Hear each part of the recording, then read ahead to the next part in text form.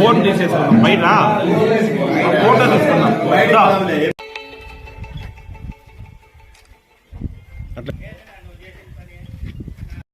వైఎస్ఆర్సీపీ పార్టీకి కష్టకాలంలో సైతం వెన్నంటి ఉండి గడిచిన ఎన్నికల్లో ప్రజాభీష్టం మేరకు అత్యధిక మెజార్టీతో విజయం సాధించిన కదిరి ఎమ్మెల్యే డాక్టర్ పెడబల్లి వెంకట సిద్ధారెడ్డి గారికి నేడు మొండి చేయి చూపడం దారుణం. ప్రజల అభిష్టానికి, కార్యకర్తల అభిష్టానికి, అందరి అభిష్టానికి వ్యతిరేకంగా ఈ చర్యకు పార్టీ అధిష్టానం పాల్పడడం దారుణం. ప్రజల అభిష్టాన్ని, కార్యకర్తల మనోభావాలను గౌరవించి డాక్టర్ పెడబల్లి వెంకట సిద్ధారెడ్డి గారికి మరొకసారి అవకాశం కల్పించాలని పత్రికాముఖంగా కోరుకుంటున్నాం.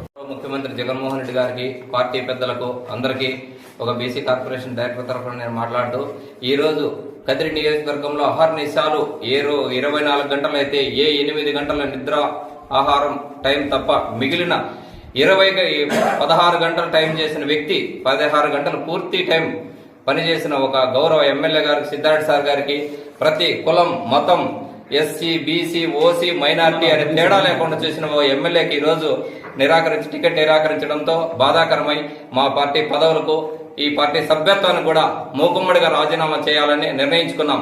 అయితే పార్టీ అయితే మారం, పార్టీకి అయితే ఓటేస్తాం, కానీ మా ఇంట్లో మేముండి పార్టీకి అయితే పనిచేసే ప్రసక్తి లేదు. మా ఓటు మాత్రం మేము వేస్తాం.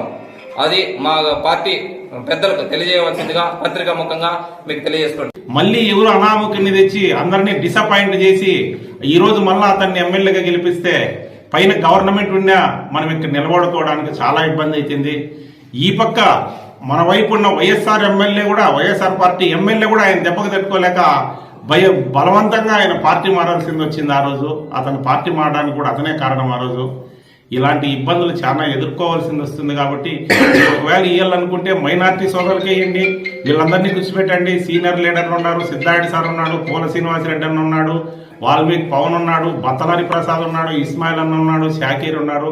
వీళ్ళందరినీ కూర్చోబెట్టి వీళ్ళ అభిప్రాయం తీసుకొని మనము గెలిచే నియోజకవర్గాన్ని మనము అనవసరంగా ఓడించుకుంటామే అని ఒక బాధతో మేము ఈరోజు అందరము మా పదవులకు రాజీనామా చేస్తున్నాము.